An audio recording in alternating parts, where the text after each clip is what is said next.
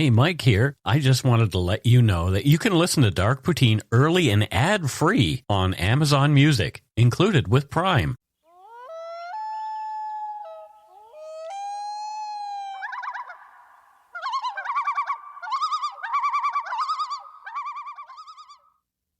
Welcome back to Dark Poutine. My name is Mike Brown, and I am here in the Dark Poutine studio in Langley, British Columbia, and Matthew's back home in Vancouver. Hello, Matthew Stockton. How are you today?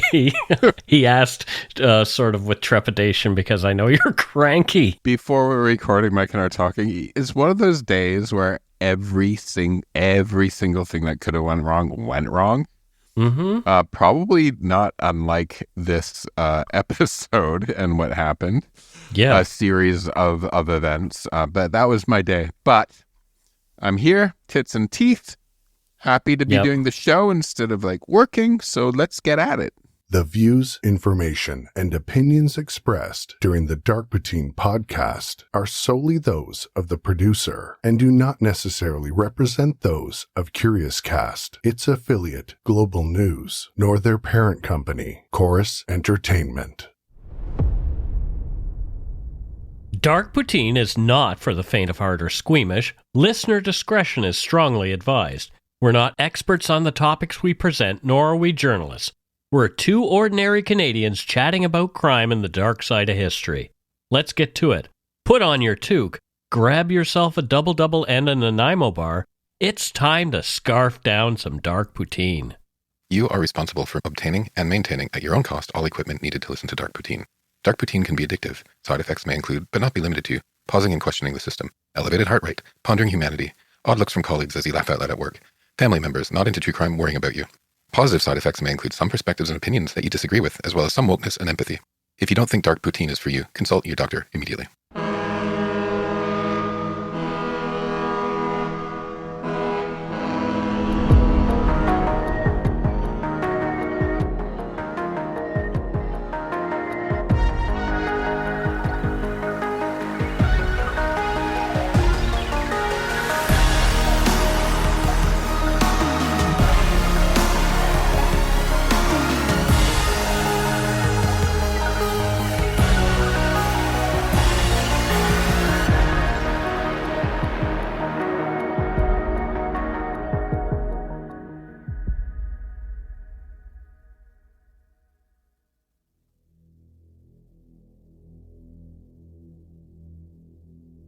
On October 21st, 2021, a tragic accident occurred on the set of the low-budget Old West movie Rust, filmed on a New Mexico ranch.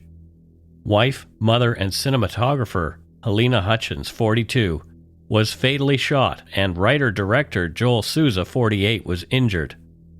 It was the lead actor and producer on the film, Alec Baldwin, who was holding the prop gun that killed Halyna Hutchins and wounded Joel Souza. Somehow it contained a live round. Investigations also revealed other live rounds on set, which is never supposed to happen.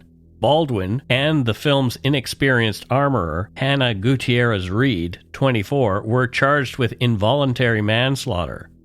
Dave Halls, 63, serving as the first assistant director on the film, entered a no-contest plea in accordance with a deal made with prosecutors, accepting responsibility for the misdemeanour offence of negligent use of a deadly weapon linked to the death of Halyna Hutchins. Numerous civil suits have also been filed, with accusations of negligence being leveled against several parties, including the production company itself, Hannah Gutierrez, and actor Alec Baldwin. In this, the first of two parts, you will learn about the tragic trail of events leading up to the shooting. This is Dark Poutine episode 310, Away Game, Reckless Rust, The Death of Halyna Hutchins. I've worked on over 30 film and television projects in various roles in several on-set departments. I've worked on several sets with armourers, those responsible for firearms on set, and done day calls in the props department. So this one hits home for me. Especially after my time in the AD, Assistant Directing Department, safety on set is something that I take very seriously. The first assistant director, first AD, a position I've performed just once on the set of a short film called Pappy and Speedster, is central to maintaining safety on a film set. The first AD seamlessly bridges the gap between the director's creative ambitions and the practicalities of production. Their role encompasses a broad range of responsibilities to ensure the well-being of the cast and crew.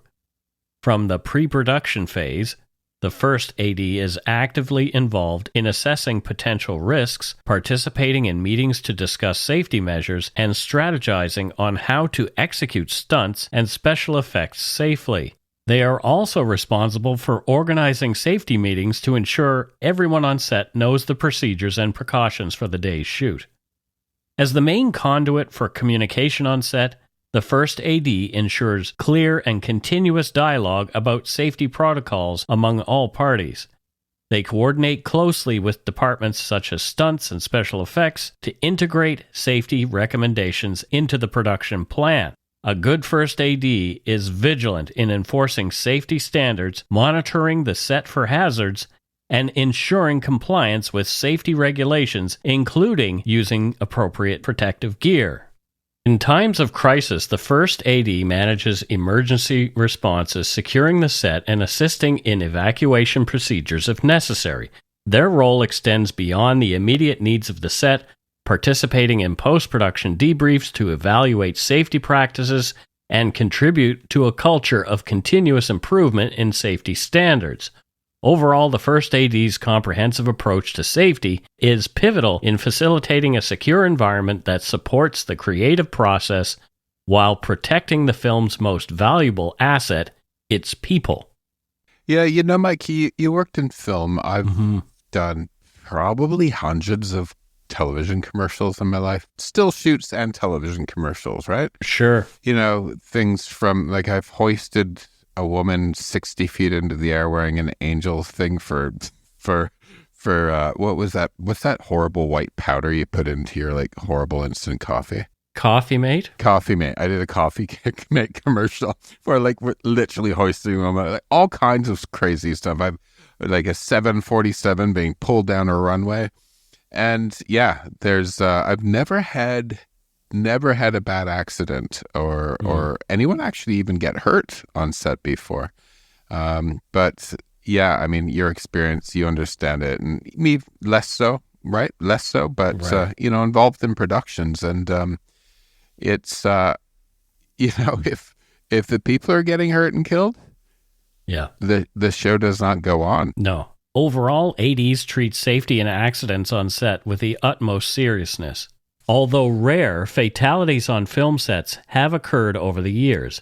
According to a review of U.S. government data and published reports by the Los Angeles Times, at least 19 fatal injuries took place on film sets nationwide from 2010 to 2019.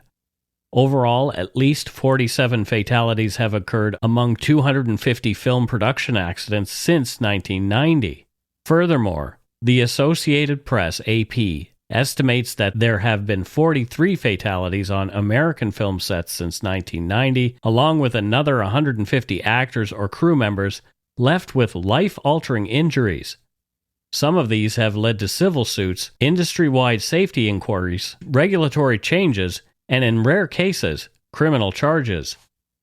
One notable tragedy occurred in 1982 on the set of Twilight Zone, the movie. Actor Vic Morrow and two child actors, Micah Din Lee and Renee Shin-Yi Chen, died during a stunt involving a helicopter.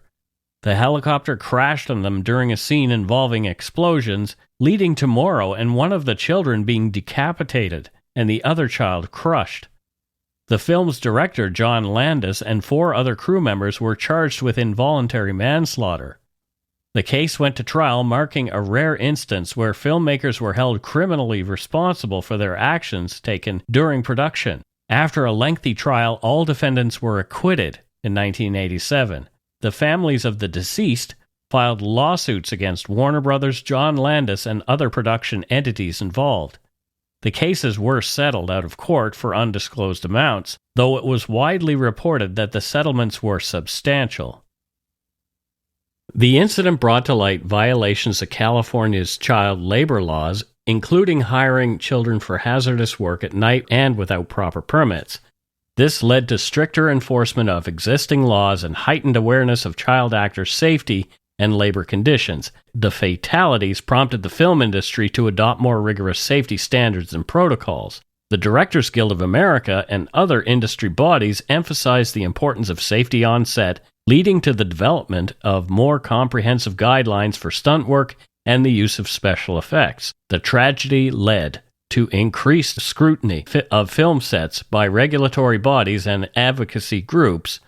The tragedy led to increased scrutiny of film sets by regulatory bodies and advocacy groups.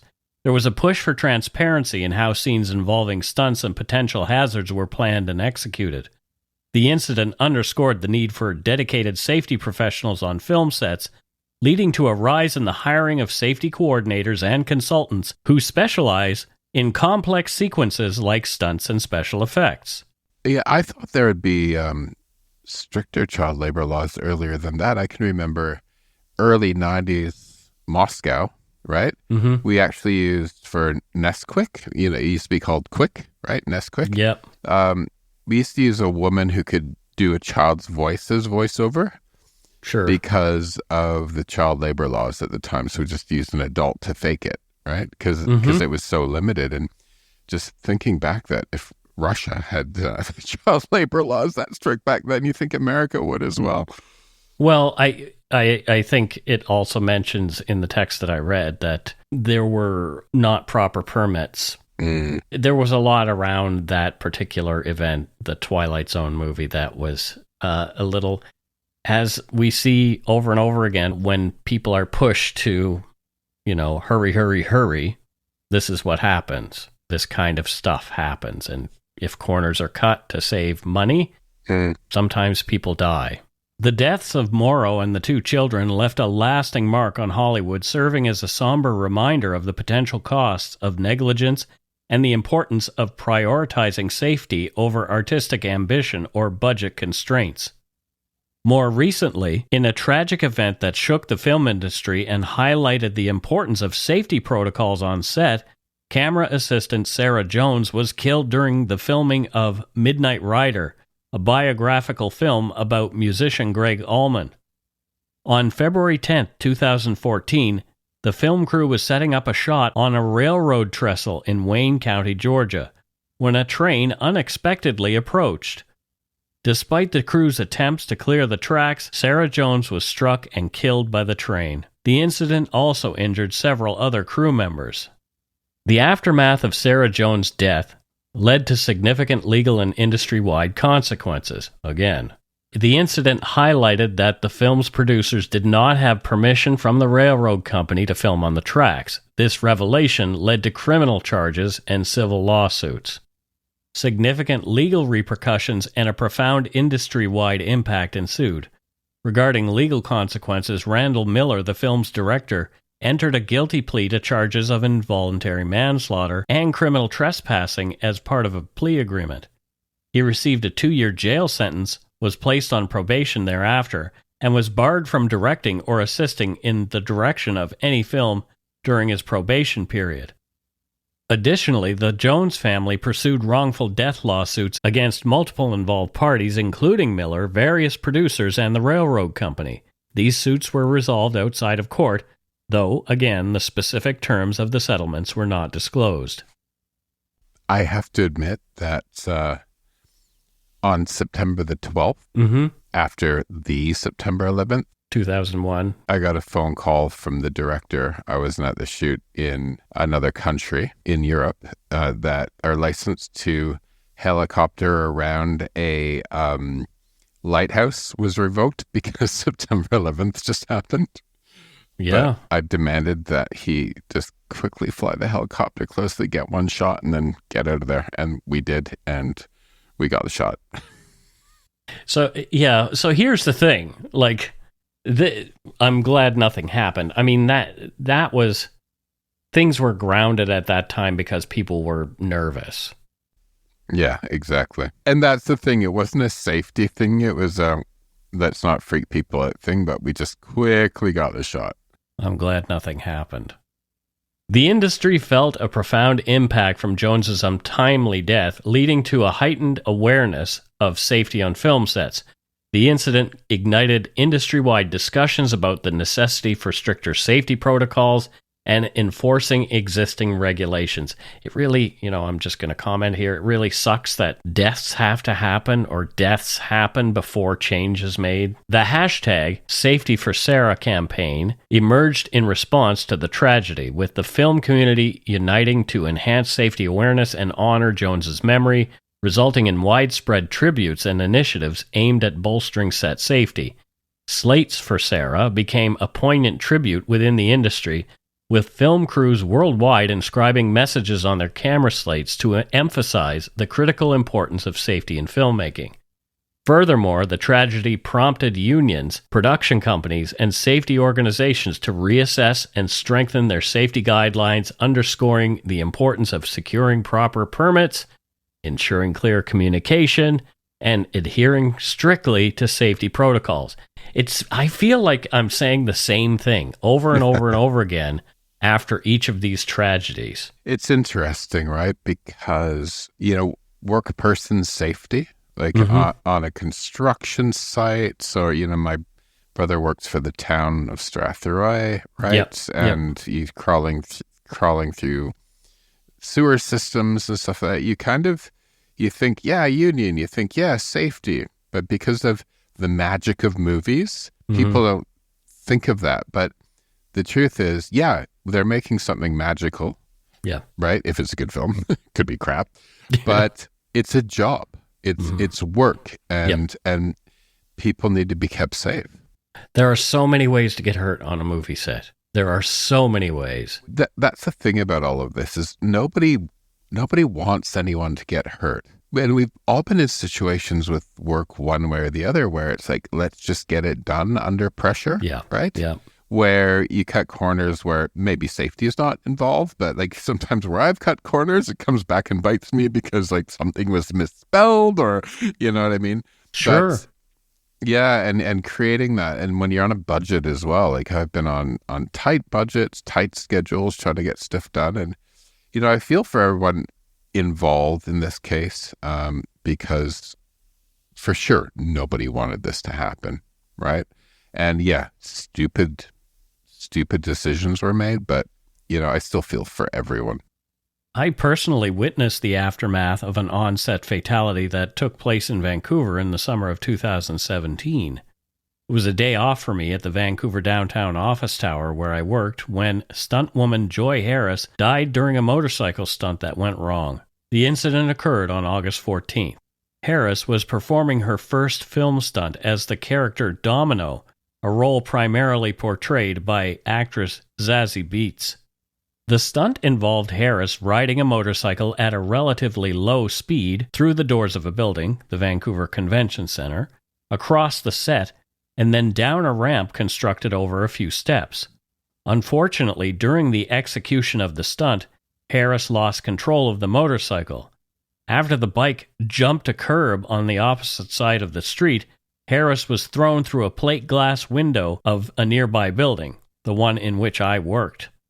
Tragically, she was not wearing a helmet at the time of the accident because the character she was doubling for did not wear one in the scene. This was supposed to be a relatively straightforward and low-risk maneuver, yet it resulted in fatal consequences.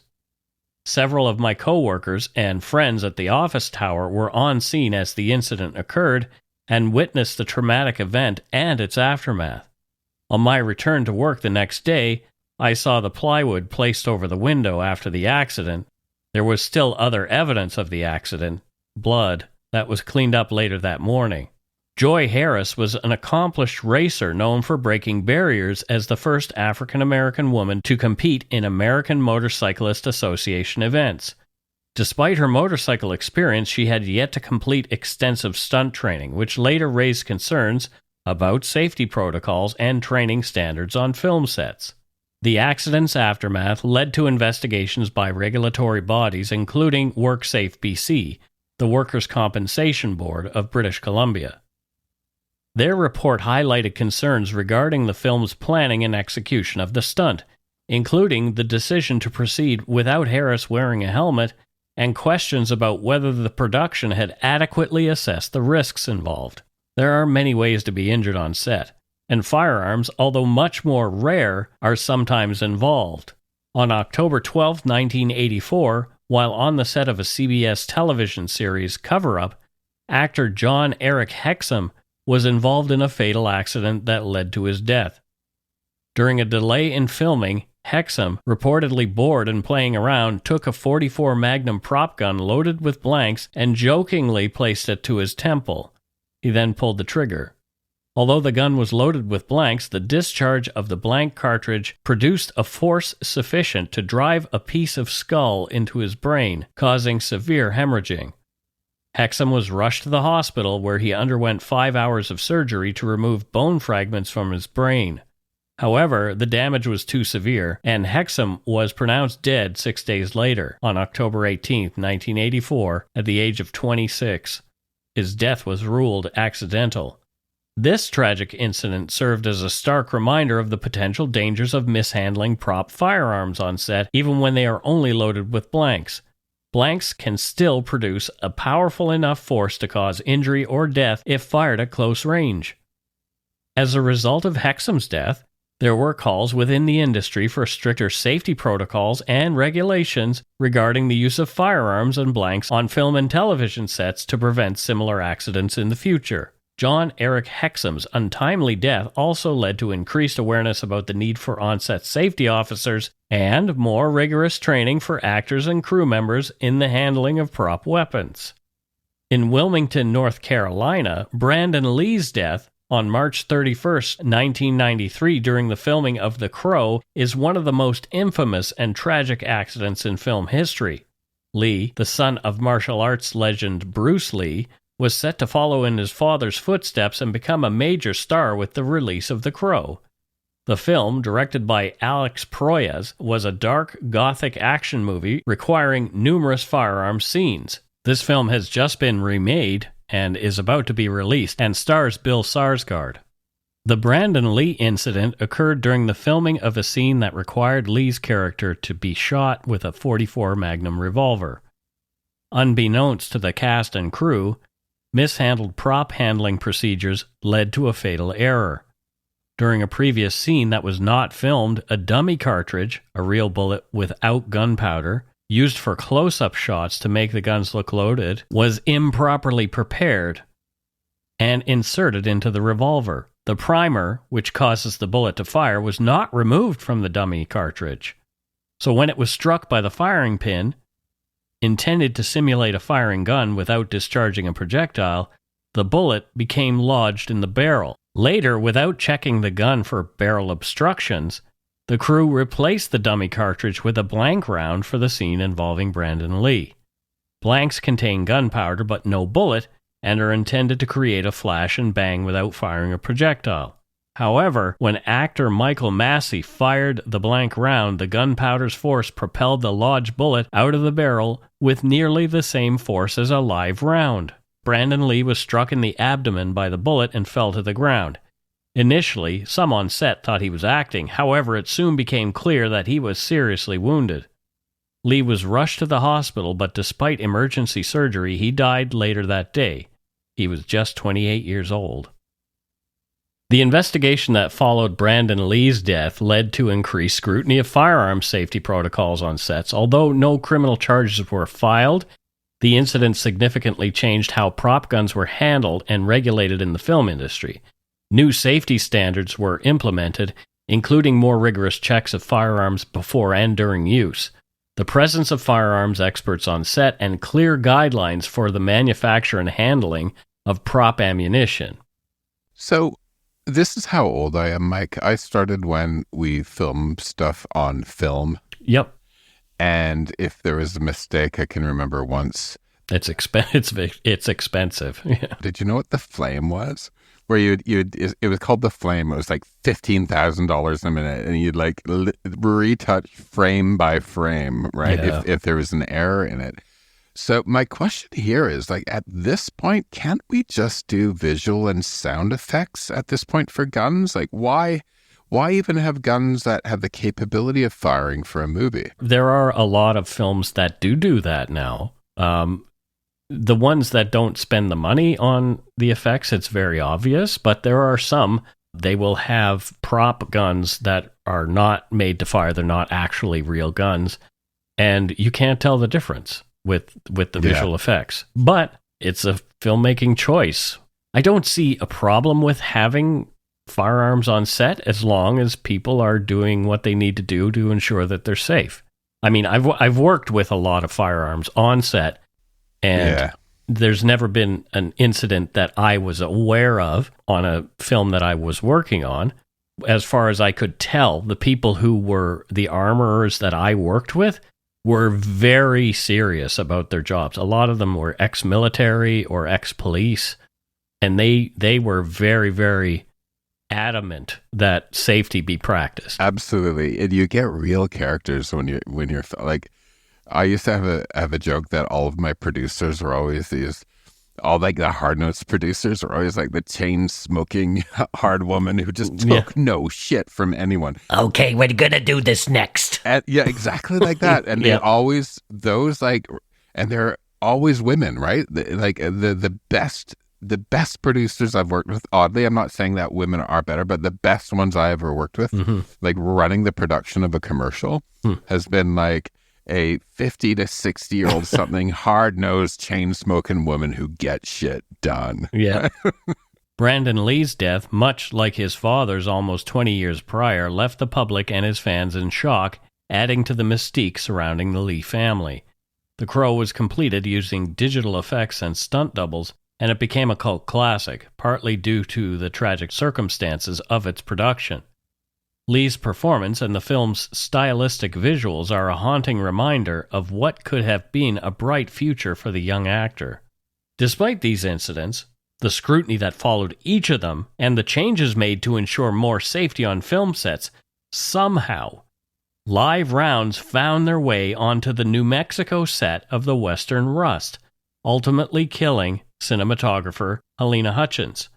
After the break, we'll learn more about Halyna and her involvement in the film. If you're looking for a smoking gun, I can absolutely guarantee you will not find it. In October 2001, a series of letters filled with a deadly powder called anthrax were dropped into the U.S. mail system. What started as an unprecedented case turned into an unsettling mystery. Who sent these deadly letters, and why?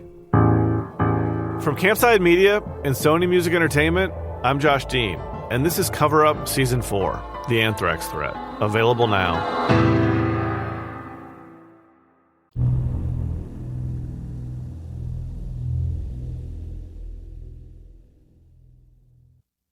And we are back. Matthew, thoughts? You know, I've done so many shoots in my life and had no real issues. And I think that maybe, Mike, it's like corporately, right?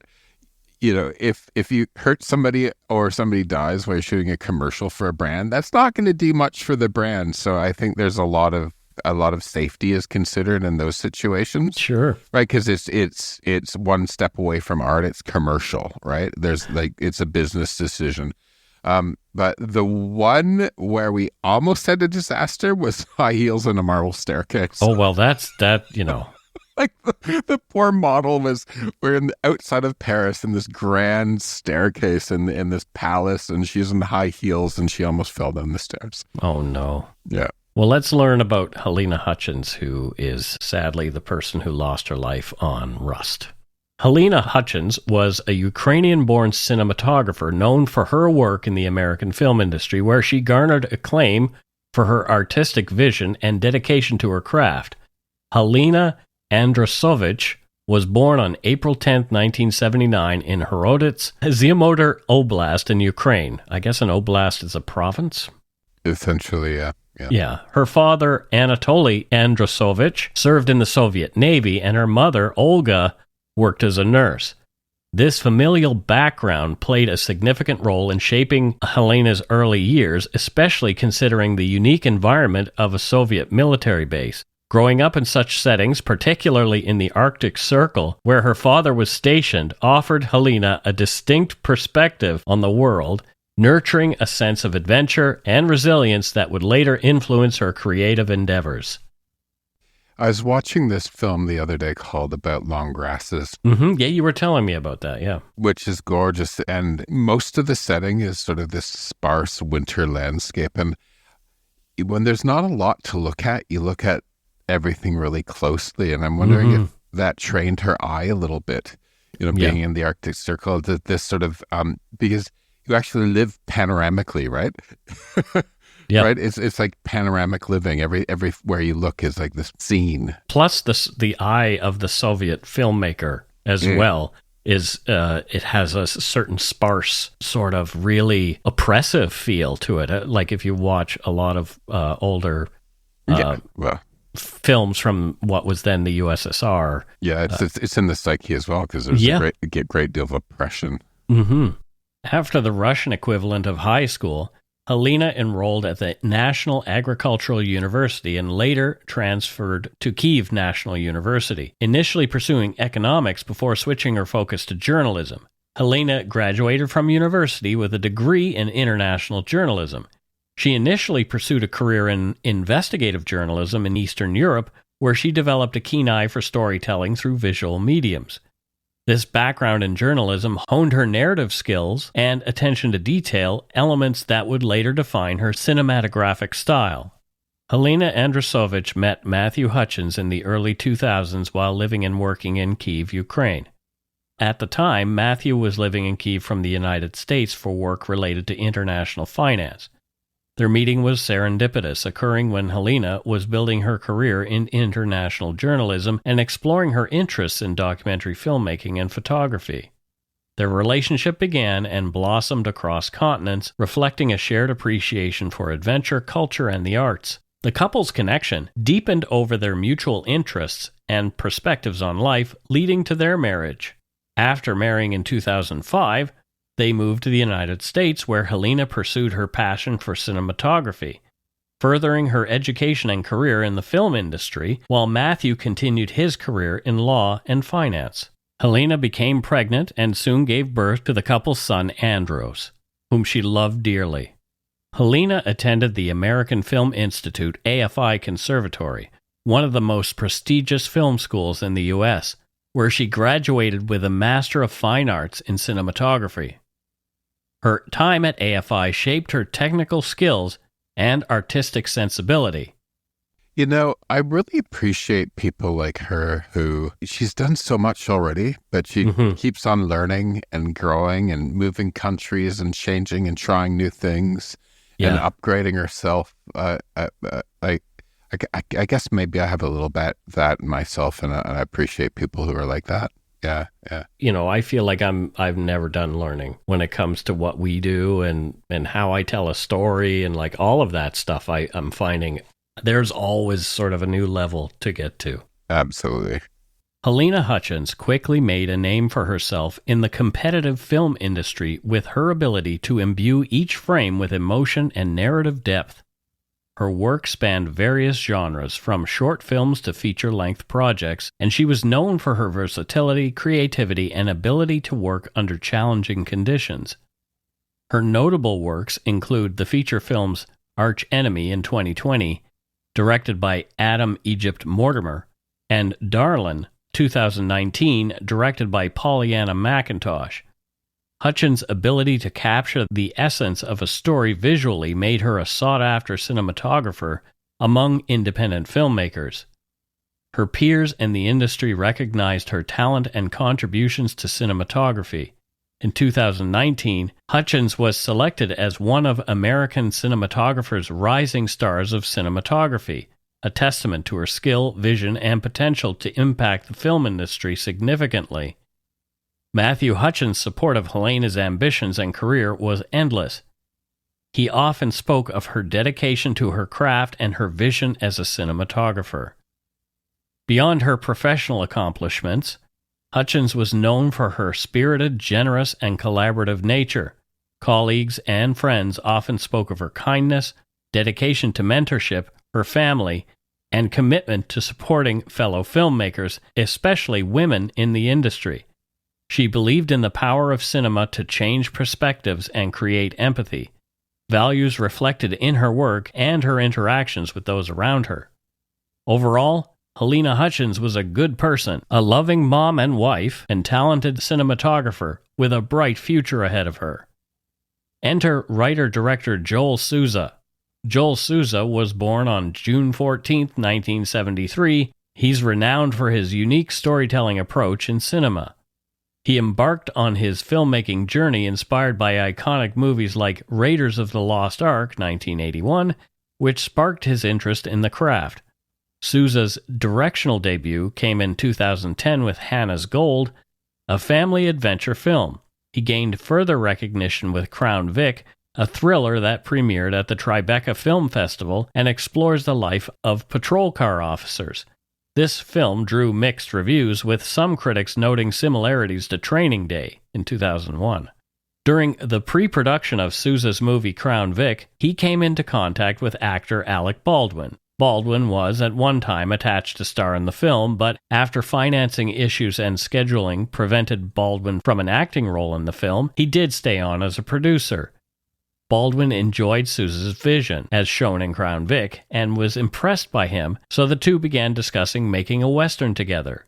Souza began writing the script that would eventually become Rust, with Baldwin in the starring role. Baldwin would star in the film, act as one of the producers, and co-write the story with Joel Souza. Rust is set in the 1880s in Kansas and revolves around the character of Harland Rust, played by Alec Baldwin, an aging outlaw. The narrative is inspired by a historical account of the youngest person ever hanged in the American West. The story unfolds as Rust goes on a mission to rescue his 13-year-old grandson, who has been sentenced to hang for the accidental killing of a local rancher. The film delves into themes of revenge and is described as being in similar vein to the 1992 Clint Eastwood Western, Unforgiven. Alec Baldwin said he'd always wanted to be in a Western and claimed to have the chops to do it. He told The Hollywood Reporter magazine, quote, "I'm an actor of the old school, so if you read my resume, my motorcycle riding, my French juggling, my horseback riding, my gunplay is all right at my fingertips at all times," end quote. He makes himself sound like a circus act. Yeah. Look at me speak French while motorcycle riding on a horse and juggling. We've all heard the stuff about Alec Baldwin over the years, and we'll get into more of that in the second episode about his personality, how that might have come into play. And you mention it later on. According to the Internet Movie Database, IMDb, the budget for Rust was set between $6 and $7 million. For most people, that sounds like a lot of money, but in filmmaking terms, Rust is a low-budget movie. Low-budget film financing primarily involves sourcing funds from private investors, crowdfunding, government grants, and film tax incentives. These films often rely on a tight budget, necessitating creative approaches to minimize costs while maximizing production value. Private investors contribute in exchange for a share of potential profits attracted by the project's artistic vision or commercial prospects. Crowdfunding platforms like Kickstarter allow filmmakers to raise funds directly from the audience, offering perks or credits in return. Government grants and incentives in various regions support cultural production and can significantly offset costs. Additionally, low-budget projects often lean on in-kind contributions, deferred payments, and the filmmaker's own resources to stretch their budget further. The goal is to craft a compelling narrative within financial constraints, leveraging resourcefulness and innovation to bring the film to life. Before they started shooting Rust, a distribution company called The Avenue acquired the rights to the film for $2 million. As with many other projects, on Rust, a committee comprised of several producers and the director hired the department heads for the film. When it comes to how the film looks, cinematography especially, the director is almost solely responsible for choosing the DOP, director of photography, often by way of a list of talented and within-budget candidates. At the recent involuntary manslaughter trial of Rust armourer Hannah Gutierrez, An emotional Joel Souza testified about how Halyna Hutchins had become involved in the film. And here's some audio of his testimony. Over time, just generally as a director, if I would see the work of a cinematographer that I admired, I would just make a note of it, make a note of their name. And I had seen a trailer for a movie she did. I think it was called Arch Enemy. And I just was impressed visually. It looked like something that was sort of it fit my style. And so I looked into some of her other work, and I had added her to a list of other names I had put together over the years. I can't remember what publication, if it was an American cinematographer or something like that, but they had named her one of 10 cinematographers to watch. That's a big deal. And so when the time came, generally I would ask one of the producers to start, if you could, reach out to their agents, and I could start talking to people, and these are the people I'm most interested in, and they would do that and see who's available and who's not. And then I can't remember the exact number of people I spoke to, the exact number of cinematographers. It was a decent amount, more than 7 or 8. And but we had it was all over Zoom. We were in the middle of COVID still. We had a very long Zoom conversation where it's those kind of great conversations where first you're sort of talking about what are your influences, what are your that, and by the end you're just enjoying a great conversation. And in the end, it had come down to her and a few other women who I was a fan of, and they were all excellent, but something about Halyna we were really, really, really in tune with what we both thought the movie should be. She had some really interesting references she would make. And my references would always tend to be a little more mainstream, and she would be talking about some avant-garde Russian filmmaker, and that's a hole in my game, and she was going to fill it, and I loved that. And so that's how I asked the producers to told them that's who I wanted. Please don't botch the deal, and because she's great, and so that's how we came to work together. So. Souza also testified that he was impressed with Halyna's association with the AFI. AFI is a prestigious name in our business. I think it's always impressive to me when someone goes through there. I think as a woman cinematographer, I think that's doubly impressive, just because if you look at the numbers in this business, they're sort of atrocious in that regard. But yeah, I think, and that coupled with the work I'd seen from her, and just, she was very keen to do a Western, as I think all filmmakers are, because it's just a really interesting thing to do visually. Okay. And but I think between those things, between her work and her her background, I think she was kind of a no-brainer to me. So there you go. Thoughts on the process of choosing a cinematographer there, Matthew? Yeah, it tracks. Yeah. Right. It's You've hired creatives before, so you know exactly. I've hired creatives. I've been pitched different directors, right? And it's sometimes when you're talking to them. So often what you'll get directors for commercial. You get them to do a rough idea of how they would approach it. Sure. And sometimes they just nail it, and you have a conversation, and you realize that your head's space is in the same place, or they bring something to the table that you're like, you hadn't thought of. And a way of doing it that could either go completely wrong or completely right, and you have to be able and you have to be able to take that sort of leap of faith in the creative process to get to something that's way better than you, who is not a filmmaker, could get to, and sort of trust the experts. Yeah. From the end of August through the beginning of September 2021, Joel Souza, Halyna Hutchins, and the rest of the pre-hired crew went to Santa Fe, New Mexico to begin prepping the film. This often includes location scouting, technical visits to locations, hiring more cast and crew, adhering to a budget created by the line producer, and scheduling the film, for which the first AD is responsible.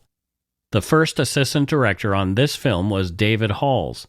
Halls has quite a resume in film and television, having worked his way up the ranks in the AD department. His experience spans a variety of roles, Chief among them are First Assistant Director and Second Unit Director, showcasing his ability to oversee significant aspects of the filmmaking process. He is credited with having worked on 85 titles. His involvement ranged from high-profile projects to smaller independent films and shorts, demonstrating his versatility and adaptability. His credits include The Matrix Reloaded, Bad Santa, Bone Tomahawk, Shot Caller, and North Country. The cast expanded in September 2021 with the addition of Travis Fimmel, Brady Noon, and Francis Fisher, followed in October 2021 by Jensen Ackles, who I worked with doing locations department day calls on the TV show Supernatural. Rust's production team was made up of around 150 crew members, including locals making up half the team, alongside 22 primary and 230 background actors. Due to budgetary constraints, the entire shooting process was planned for 21 days, which is shorter than the typical schedule for feature films that I've worked on. As the film was a Western and gun-heavy, Rust Movie Productions was looking to hire an armourer to oversee the firearms on set. The production looked at numerous armourers to fill the role. However, the budget was such that a few of the more experienced armourers did not seek employment on the film, and others were rejected due to the expense of their packages. Ultimately, Hannah Gutierrez-Reed, 24, not yet a union member, was hired as the film's armourer. She was inexperienced. This would only be her second role as a head armourer on a film set. She did, however, come with a pedigree in the business. Hannah's actual last name is simply Gutierrez, but she has hyphenated it to indicate her relationship to her stepdad, Thel Reed, a very famous armourer in the film business. Thel Reed, born on February 11, 1943 in Downey, California, is known for his expertise as an exhibition shooter, stuntman, armourer, and movie consultant. From his teenage years, Reed competed in shooting competitions, achieving recognition as one of 6 combat masters for his quick-draw skills. The prowess led him to a career in the movie industry where he trained actors like Russell Crowe and Brad Pitt for roles requiring gun handling. Reed has also worked on some huge films, many of them westerns, including Tombstone, L.A. Confidential, Blade, Flags of Our Fathers, Grindhouse, 3:10 to Yuma, and Once Upon a Time in Hollywood. Despite hiring her as the film's armourer due to budget constraints, not every day would require an armourer, and Hannah Gutierrez was also hired as a props assistant for the other filming days, a much lower paying position, and more affordable for the production. So they would have a full-time props assistant, and their armourer would still be on set in case. Before her involvement in Rust, Hannah Gutierrez's firearms handling had already sparked concerns. During her work on a Nicolas Cage movie, The Old Way, there was an incident. She improperly handed a firearm to a young actress, prompting a temporary halt in production. Additionally, her casual approach to handling guns and the unsafe manner in which she loaded blanks were noted by colleagues as potential safety risks. According to an article on the Daily Beast news site, quote, "She was a bit careless with the guns, waving it around every now and again," said a source who worked alongside armourer Hannah Gutierrez-Reed on the upcoming Nicolas Cage film The Old Way. "There were a couple of times she was loading the blanks and doing it in a fashion that we thought was unsafe," end quote. So there's a lot of alarm bells right there. If that's her job on set. And that was her first job as a head armorer as well. Yeah, and I'm sorry, but anyone who's 20, I don't want to be ageist. 24, yeah. But anyone who's 24 years old should not be the head armorer on a shoot. You just do not have the experience. She did not have the experience. If I'm a producer and I'm hiring somebody who is going to be responsible for safety on set, I'm going to maybe check their references, you know? I'm not saying this didn't happen. Maybe the producers were aware that this stuff had happened on The Old Way, but I would be hesitant to hire that person, if that makes any sense. Well, yeah, I mean, if she's their armorer and that's the feedback you get, I wouldn't be hiring her. Right? Yeah. And it's, you know. Yep. Her days of armourer are probably gone. We'll get into that in the second episode as well. There's so much more to be told here. As filming began, numerous sources among the crew on Rust told news organizations that before the tragedy that took Halyna Hutchins' life and wounded director Joel Souza, they felt rushed and had to fight tooth and nail with the production for small budgetary concessions for extra crew, time on set, and other resources they felt necessary to do their jobs. The most concerning thing to a few of the Rust crew members was the care and handling of firearms on set. They expressed concerns about Hannah Gutierrez, their green armourer. Typically, between takes or camera turnarounds on sets that I've worked on, many with lower budgets than Rust, the armourer will take control of firearms on set to ensure set safety. There are multiple documented instances of this not happening on Rust. For example, untrained extras waving around a shotgun. Yes, it may not have been loaded with even blanks, but it is still supposed to be in the armorer's control. No, but this is the most basic thing that needs to be done and that she should have been doing. Mm-hmm. Is that the point of an armorer? Yep. Is to take control and ensure safety. Yep. That's the point. That's the job. It was the job, but apparently she wasn't doing that. Crew members cited improperly trained actors waving real guns around on set between takes, sometimes not maintaining what is called muzzle discipline, carelessly pointing the firearms at other cast and the crew. Muzzle discipline, on film sets or anywhere else, involves always pointing the gun in a safe direction, ensuring it's never aimed at someone who is at someone unless absolutely necessary for the scene, under strict safety protocols. Trigger discipline is the same thing. Do not put your finger on the trigger unless you plan to fire that weapon. Other gun safety protocols include checking the firearm status before each use, declaring whether it's cold, unloaded, or hot, loaded with blanks, never live ammunition, and strict adherence to safety briefings. The armorer is responsible for managing all firearms on set, ensuring they're correctly prepared and safe to use, educating cast and crew on proper handling, and maintaining control over firearms to prevent accidents. Several crew members claim, and video evidence supports, Hannah Gutierrez herself not following safety procedures. She was sloppy and unprofessional. A B-roll video showed Hannah taking a shotgun from an actor by the barrel, pointed up at her own face. Video evidence of Alec Baldwin was also telling. In one instance, Baldwin can be seen firing his pistol unsafely in a take involving gunfire using blanks, closer to the camera than is typical protocol. Usually they're 20 feet or so away. He was like right there. Baldwin continues to pull the trigger in another take, firing another blank round even after Joel Souza calls cut. And this is a huge no-no. Any armorer that I've worked with would have stepped in at this point and taken control to ensure no further instances of this behavior, either by retraining the actor or, in extreme circumstances, removing the firearm entirely from the actor.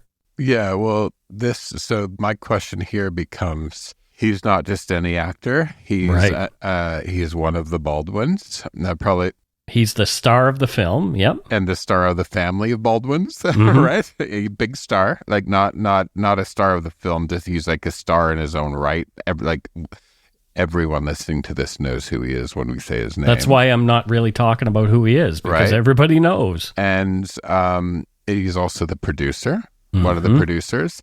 So was there maybe a little bit of he's a big star producer, a little bit of a fear of telling him off? This is exactly where Hannah Gutierrez's defense tends to go with this kind of thing. So, we'll continue to learn more about this. It's crazy. Okay. There are other concerning things, specifically from Alec Baldwin, around firearms on the set of Rust.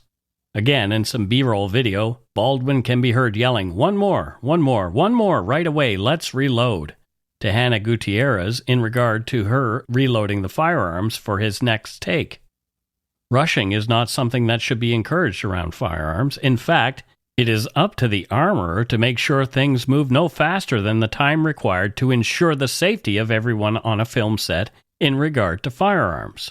There were also 2 accidental firearms discharges on a single day of filming on Rust. 1 discharge is rare, 2 in one day is unheard of. From the Daily Beast, quote, "The crew had complained to the first assistant director over the prop gun misfiring," the source claimed. Quote, "All of us yelled at him. That better be on the production report. These guys are irresponsible and shouldn't be here," they explained. "That should be automatic grounds for termination on a union film set. You should be gone.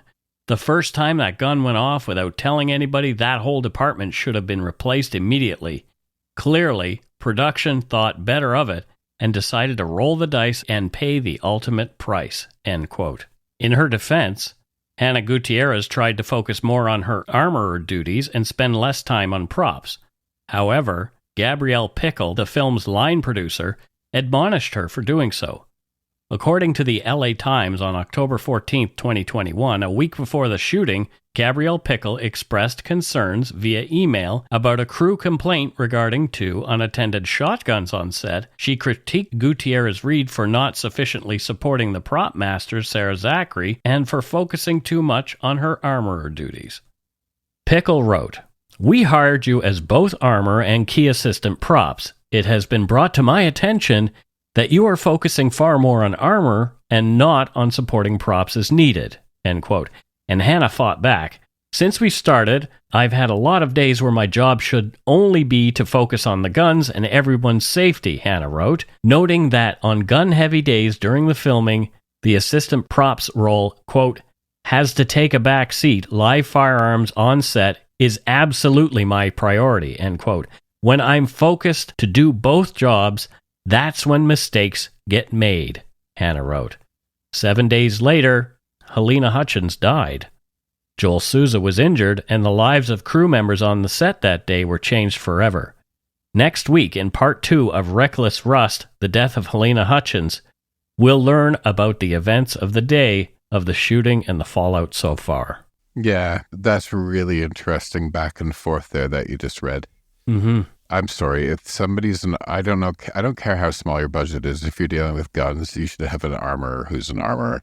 Yeah, and that, again, will be a portion of Hannah Gutierrez's defense, as we'll see.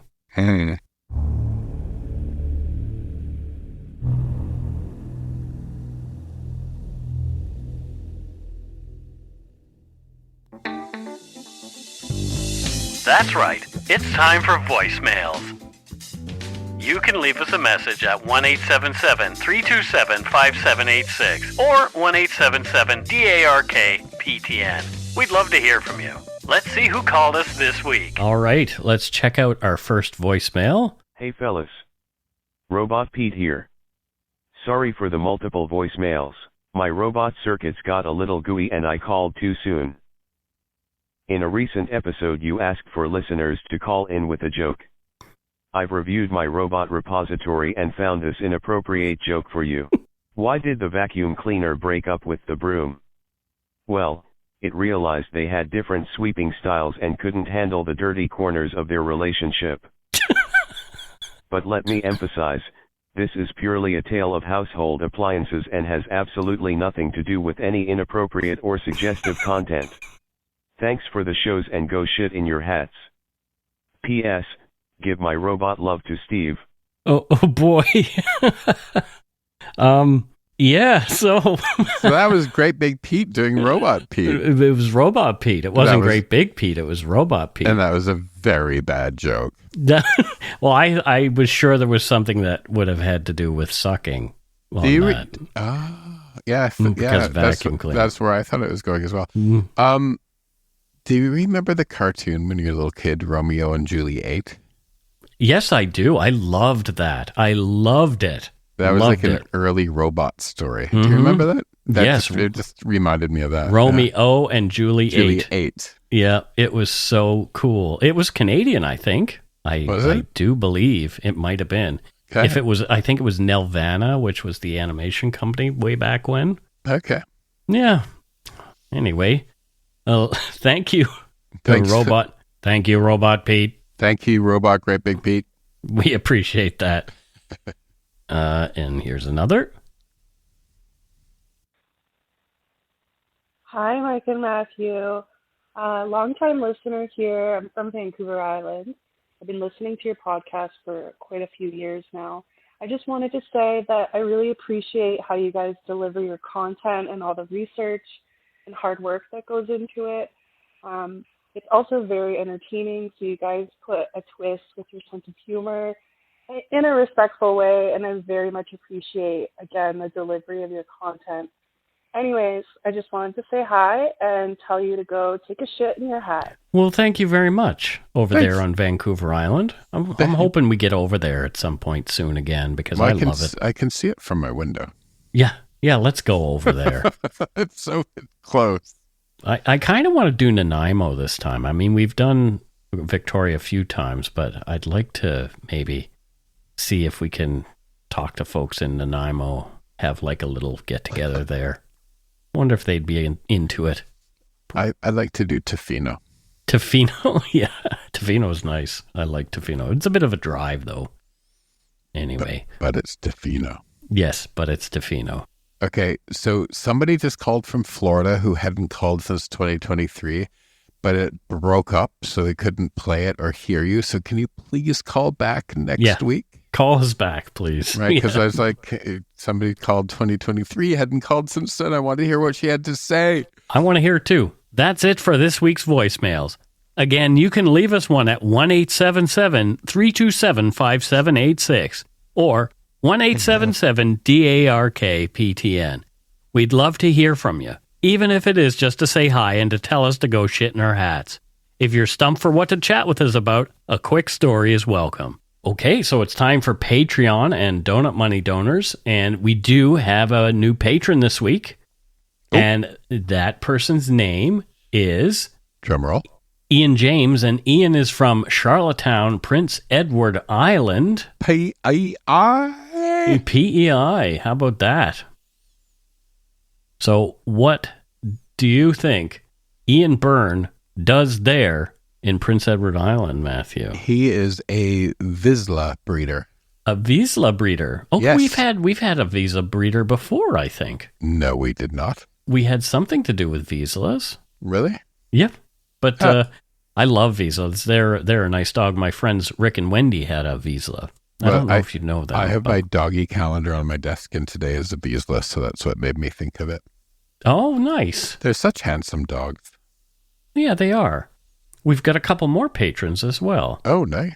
We have Stephen Bryan, and Stephen is from Abbotsford, British Columbia, where you think I live, but I don't. I live in Langley. But Stephen is from Abbotsford. So what does Stephen do there in Abbotsford? Stephen Bryan. He turns me around when I'm trying to find you and sends me to whatever town you live in. Okay, so he works sort of in tourism and assisting dum-dums. No, just for me. I pay him. Just for you. I pay him. What town do you live in again? Langley. Langley. Yeah, he sends me to Langley every time I go to Abbotsford. Oh, there you go.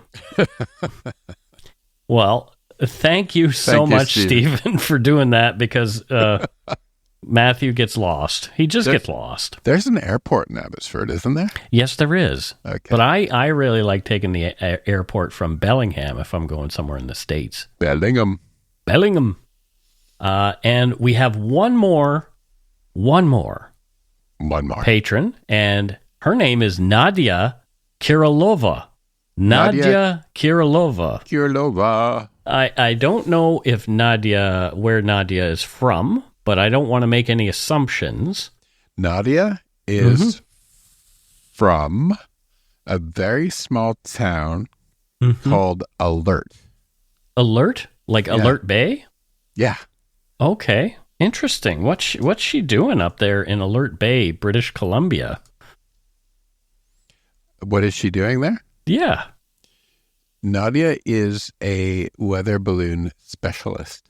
Oh, I could see how that would be useful up there. Yeah, for sure. Yep. So she knows she used to design them, but now she manages them. And yeah.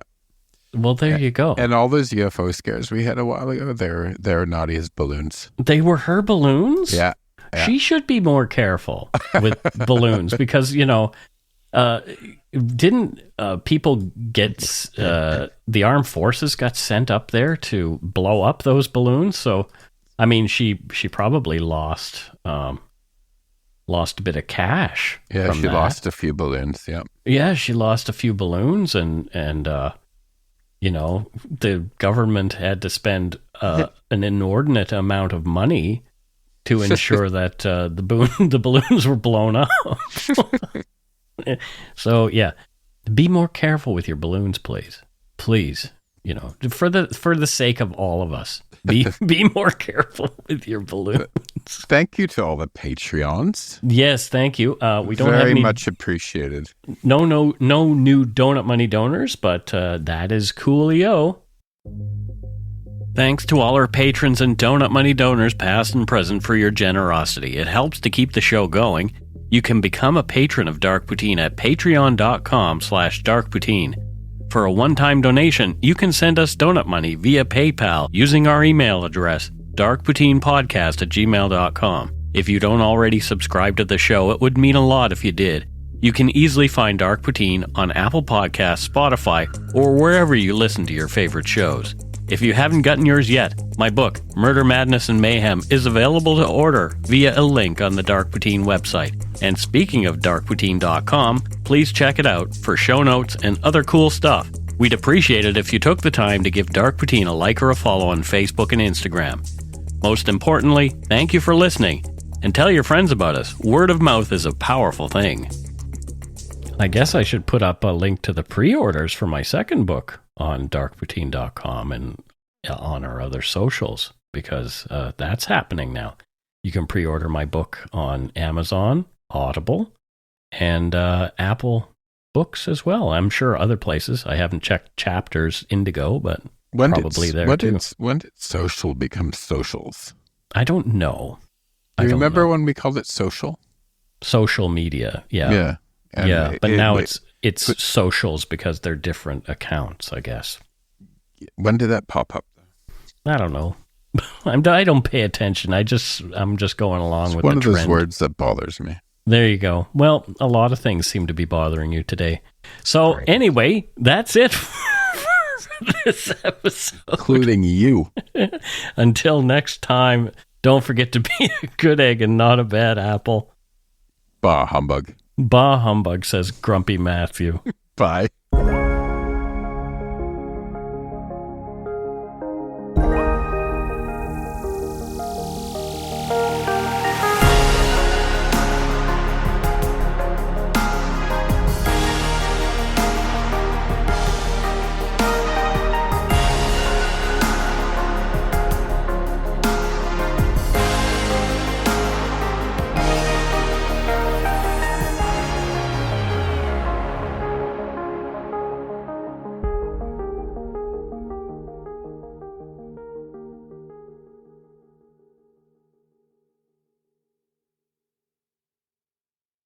Hi, it's Shauna, and I might be a bad parent because my kids think French fries are vegetables. Hey, it's Ryan, and I might be a bad parent because I went out for wings when my wife was in the hospital after giving birth. Johnny here. I might be a bad parent because in my house, the tooth fairy gives pocket change. But we're not alone. Len emailed us and said his 6-year-old daughter's Tarzan moment going from love seat to lazy boy by curtains made him more proud than any dance recital. And Andy left his 2-year-old at the rink. All right, guys, I'm sure we're not alone. Like Andy's kid. For stories and confessions like this, make sure you check out our podcast. It's called Bad Parents, and it's available wherever you get your podcasts. I left a glove at the rink.